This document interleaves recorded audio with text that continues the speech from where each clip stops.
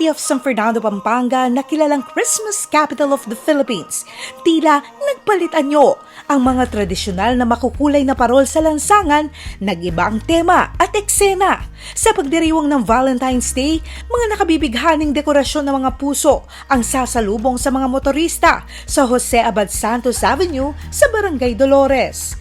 Puno rin ng mga dekorasyong puso ang ilang bahagi ng City Market Plaza sa Kabayanan, maging ang covered walk ng nasabing pamilihan.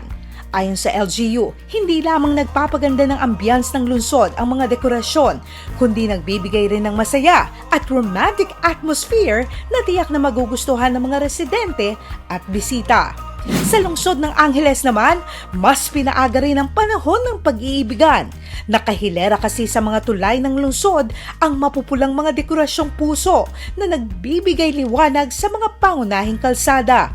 Ayon sa LGU, nais nilang palakasin ang positive vibes ng mga nakakakita at dumadaan. Ang mga lokal na gawang parol na ito ay hindi lamang nagbibigay ng masiglang atmosfera kundi nagpapakita rin ng talento ng komunidad. Nagsisilbing mga simbolo ng pagmamahalan at pagkakaisa at pagpapaalala na ipamahagi ang pag-ibig at kabaitan sa bawat araw ng taon. Love is in the air na rin sa iba't ibang lugar sa bayan ng Porac. Nakamamangha ang pagliwanag ng mga nagagandahang Valentine's decoration tuwing gabi na makikita sa municipal facade, Porac Bridge at Baywalk. Mas magiging romantic ang paglalakad with holding hands kasama ang minamahal kung sa ganitong mga tanawin madadaan. So aside sa kalinisan, we consider also yung visual appeal or aesthetic look po ng ating bayan. At isa po yung pagde-decorate during occasions po, gaya nitong Valentine's po. Sa February 12 hanggang 14, magkakaroon ng Heart Fair at Open Mic Night. Umaasa ang Porac LGU na sa pamamagitan ng mga dekorasyong ito ay mas iiral ang pagmamahalan at pag-iibigan hindi lang sa mga magsing-irog, kundi sa buong pamilya. May panibagong atraksyon ngayon sa Lakeshore, isang residential leisure park sa bayan ng Mexico na itinaon sa papalapit na araw ng mga puso at panahon ng tag-init.